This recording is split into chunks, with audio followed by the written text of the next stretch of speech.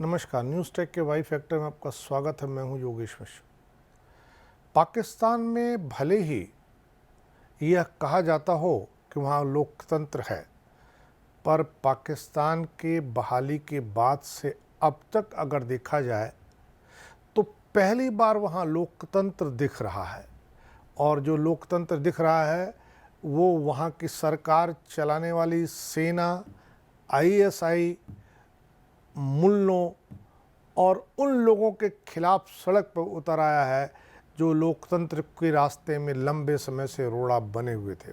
लोकतंत्र के रास्ते में रोड़ा बन करके ही वहाँ की सेना ने, वहाँ के आईएसआई ने जब चाहा जिसे फांसी पर लटका दिया, जब चाहा उस देश के राष्ट्रपति प्रधानमंत्री को देश से बाहर रहने को मजबूर कर दिया, जब चाहा तब उसकी हत्या करा दी। लेकिन आज जब इमरान खान सत्ता से बाहर हैं और वो आंदोलन कर रहे हैं, उन्हें कुचलने की साजिश वही शक्तियां कर रही हैं जो पाकिस्तान में लोकतंत्र बहाली के रास्ते में बाधक थीं। उन शक्तियों के खिलाफ जनता सड़क पर है। पहली बार सेना के खिलाफ पाकिस्तान में लोग सड़क पर उतरे हैं और सेना मुख्यालय में घुस करके लोगों ने प्रदर्शन किया है। आखिर क्या वजह है कि इमरान खान की लोकप्रियता जनता में इतनी है? आखिर क्या वजह है कि सेना, आईएसआई और वहाँ की सत्ता में बैठी हुई पॉलिटिकल पार्टी और नेता इमरान खान को फंसाना चाहते हैं? पुलिस का कहना है कि इमरान खान को अल कादिर ट्रस्ट मामले में गिरफ्तार किया गया है। आरोप है कि पाकिस्तानी तहरीक-ए-इंसाफ पार्टी पीटीआई की प्रमुख और उनकी पत्नी ने बतौर रिश्वत अरबों रुपए और सैकड़ों कनाल की ज़मीन हासिल की थी। यह रिश्वत इमरान खान की सरकार के दौरान 50 अरब रुपए की मनी लॉन्ड्रिंग के बदले में एक रियल एस्टेट फर्म ने दी थी। इस मामले की जड़ यूनाइटेड किंगडम यानी ब्रिटेन से जुड़ती हैं, जहां एक ऐसे शख्स का खाता फ्रीज किया गया जिस पर आरोप है कि उसने अपने खातों का उपयोग दूसरे देशों में पैसे भेजने के लिए किया। यही नहीं, उसके खाते में आई हुई रकम के बारे में भी यह कहा गया कि यह रकम किसी दूसरे देश में भ्रष्टाचार से कमाई हुई धनराशि है। मामले का चक्र 5 साल पहले शुरू हुआ था, जब यूनाइटेड किंगडम की National Crime Agency NCA real estate tycoon Malik Riaz के परिवार के साथ 190 मिलियन पाउंड के समझौते पर सहमत हुई थी। एनसीए द्वारा जारी बयान के अनुसार इस सेटलमेंट में ब्रिटेन की एक संपत्ति, एक हाइड पार्क प्लेस लंदन, शामिल थी जिसका मूल्य लगभग 50 मिलियन पाउंड था और सभी धनराशि मलिक रियाज के फ्रीज हुए खातों में आ गई। यूके में रियाज की संपत्ति और संपत्ति की जांच के लिए एनसीए के कदम का पहला रिकॉर्ड दिसंबर 2018 में सामने आया। पाकिस्तान तहरीक-ए-इंसाफ यानी पीटीआई पार्टी के सत्ता में आने के तुरंत बाद 14 अगस्त 2019 को जारी एक प्रेस विज्ञप्ति में एनसीए ने कहा, एनसीए के कुल 100 मिलियन पाउंड से अधिक की धनराशि वाले 8 खातों को फ्रीज करने के लिए कहा गया है, जो एक विदेशी राष्ट्र में रिश्वतखोरी और भ्रष्टाचार से पाने का संकेत देते हैं। दिसंबर 2018 में एक सुनवाई के बाद एक संबंधित व्यक्ति द्वारा रखे गए लगभग 50 मिलियन पाउंड को फ्रीज कर दिया गया। उस साल की शुरुआत में पाकिस्तान के सुप्रीम कोर्ट ने रियाज की 460 अरब रुपए की पेशकश को उसके रियल एस्टेट फर्म बहरिया टाउन लिमिटेड द्वारा सेटलमेंट बकाया के रूप में स्वीकार कर लिया गया था।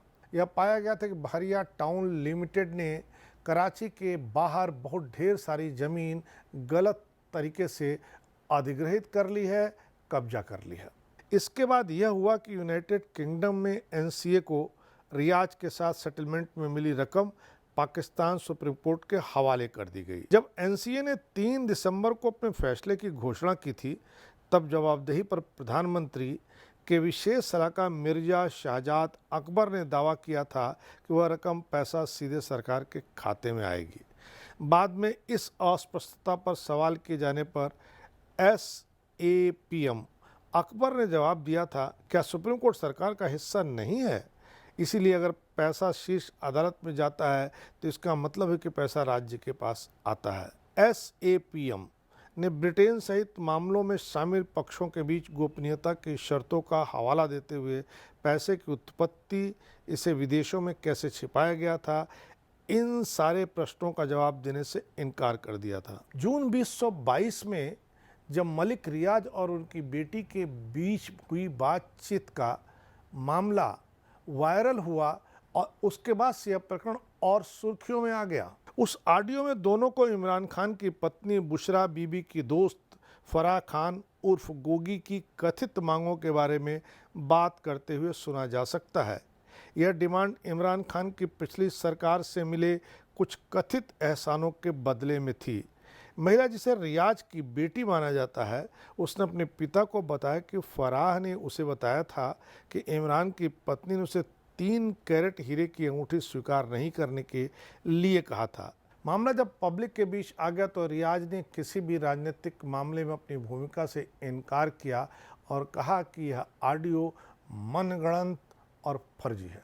एक हफ्ते बाद 14 जून को आंतरिक मंत्री राणा सनाउल्लाह ने इमरान और उनकी पत्नी पर मनी लॉन्ड्रिंग मामले में रियल एस्टेट फर्म की रक्षा के लिए 5 अरब रुपए और सैकड़ों कनाल जमीन लेने का आरोप लगाया।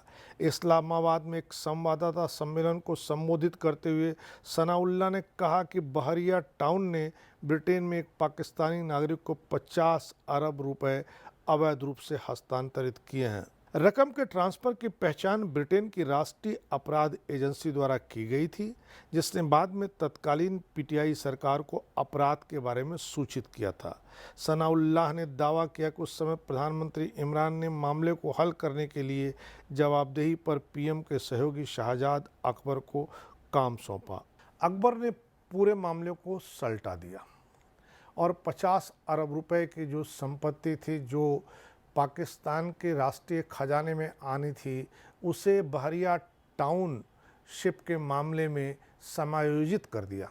संघीय कैबिनेट ने जांच के लिए एक समिति का गठन भी इसी के समानांतर किया। सनाउल्लाह के अनुसार बहरिया टाउन ने अल कादिर ट्रस्ट को सैकड़ों एकड़ जमीन दान की थी, जिसमें रियल एस्टेट डेवलपर के दानदाताओं और इमरान की पत्नी बुशरा खान के हस्ताक्षर थे। उन्होंने कहा कि गैर लाभकारी संगठन के केवल 2 ही ट्रस्टी हैं, एक इमरान खान और दूसरा बुशरा बीबी। मंत्री ने कहा कि अन्य 240 कनाल जमीन शहजादी फराह ने हस्तांतरित की है। रियल एस्टेट के कारोबारी मलिक रियाज और इमरान खान के करीबियों पर पाकिस्तान की जांच एजेंसियों का शिकंजा कसना इसी के साथ शुरू हो गया। राष्ट्रीय जवाबदेही ब्यूरो ने कहा है कि अधिकार के दुरुपयोग, वित्तीय लाभ और विश्वास के आपराधिक उल्लंघन के आरोपों की जांच से पता चला है कि अली रियाज मलिक और अन्य ने पाकिस्तान सरकार को धन के प्रत्यावर्तन के लिए ब्रिटेन की राष्ट्रीय अपराध एजेंसी के साथ एक आउट ऑफ कोर्ट समझौता किया। इसके अलावा मिसेस बहरिया टाउन ने अल कादिर ट्रस्ट यूनिवर्सिटी के लिए भी जिला झेलम में स्थित 458 एकड़ से ज़्यादा की भूमि दान की। एनबीए ने पूर्व प्रधानमंत्री इमरान खान के मंत्रिमंडल के 21 सदस्यों को नोटिस भेजा था।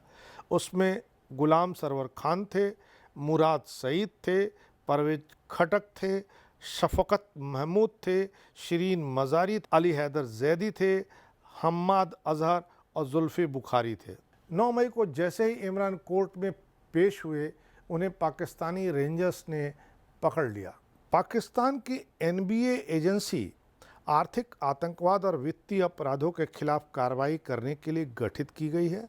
इसे 16 नवंबर 1999 को परवेज मुशर्रफ ने गठित किया था। इसके बाद इसके कार्यक्षेत्र का विस्तार किया गया। ब्यूरो को वित्तीय कुप्रबंधन, आर्थिक आतंकवाद, भ्रष्टाचार, निजी क्षेत्र, राज्य क्षेत्र, रक्षा क्षेत्र और कॉरपोरेट क्षेत्र के संदिग्ध व्यक्तियों के खिलाफ जांच शुरू करने, पूछताछ करने और गिरफ्तारी वारंट जारी करने की शक्ति दी। पाकिस्तान में इसके लिए अलग जवाबदेही अदालतें हैं। इमरान खान का यह पूरा का पूरा करप्शन कब साबित होगा ये तो नहीं कहा जा सकता, लेकिन इतना ज़रूर है कि उनके इस भ्रष्टाचार के खिलाफ जब कार्रवाई पाकिस्तान में शुरू हुई है, तब पाकिस्तानी आवाम सड़क पर है और वहाँ जो सेना का, आईएसआई का कब्जा था वो टूट रहा है। देखना है पाकिस्तान आज की जिस जर्जर आर्थिक अवस्था से गुजर रहा है, जिस तरह के राजनीतिक आंदोलन वहाँ तेज हो रहे हैं, उससे वह फिर एक बार सेना और आईएसआई के गिरफ्त में जाता है या लोकतंत्र की तरफ कदम बढ़ाता है। इस बार इतना ही। अगली बार फिर मिलेंगे किसी नए सवाल पर नए ढंग से बात करने के लिए। तब तक के लिए नमस्कार।